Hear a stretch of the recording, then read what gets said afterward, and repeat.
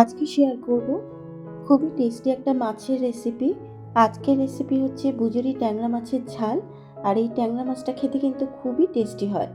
এখানে নিয়েছি প্রায় 400 গ্রাম মতো বুজুরি ট্যাংরা মাছ। মাছগুলোকে আগে থেকে ধুয়ে পরিষ্কার করে নিয়ে জলটাকে ঝরিয়ে রেখেছি। এবারে মাছের মধ্যে দিয়ে দিয়েছি স্বাদ মতো নুন, হাফ চা চামচ হলুদ গুঁড়ো আর দিয়ে দিলাম 1 চা চামচ সর্ষের তেল। এবারে মাছটাকে খুব ভালো করে মেখে নেব। আর ট্যাংরা মাছ যেহেতু ভাজার সময় ফাটে, তাই একটু সর্ষের তেল দিয়ে যদি মাছটাকে মেখে নেওয়া হয় তাহলে মাছটা কিন্তু আর ভাজার সময় ফাটে না। মাছগুলোকে মেখে নিয়েছি। এভাবে মাছটাকে 5 মিনিট রেখে দেব। এবার একটা মশলা রেডি করে নেব।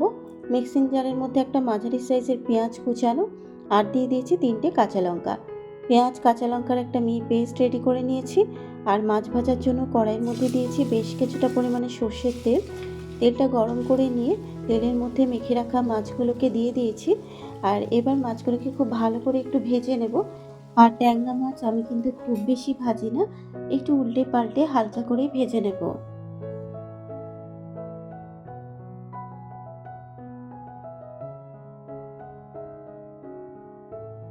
মাছগুলো খুব ভালো করে ভেজে নেওয়া হয়ে গেছে। এবারে মাছগুলোকে তুলে নেব।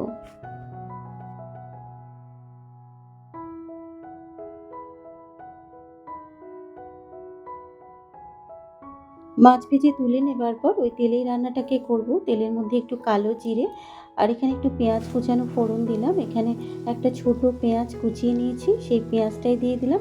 কিছুটা পেঁয়াজ বেটে দিলাম আর কিছুটা পেঁয়াজ ভেজে দিচ্ছি।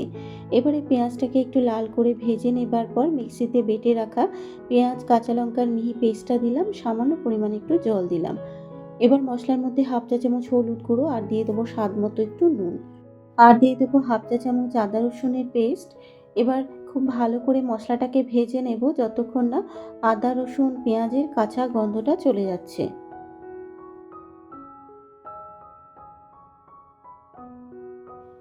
আদা রসুনের কাঁচা গন্ধটা চলে যাবার পর এবার কিছু গুঁড়ো মশলা অ্যাড করব।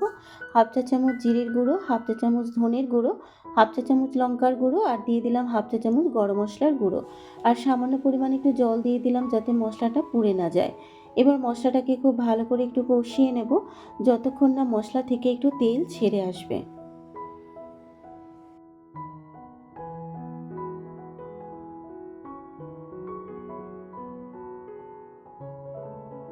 মিনিট ৩ সময় ধরে মশলাটাকে ভালো করে কষিয়ে নেবার পর ঝোলের জন্য পরিমাণ মতো জল দিয়ে দিলাম।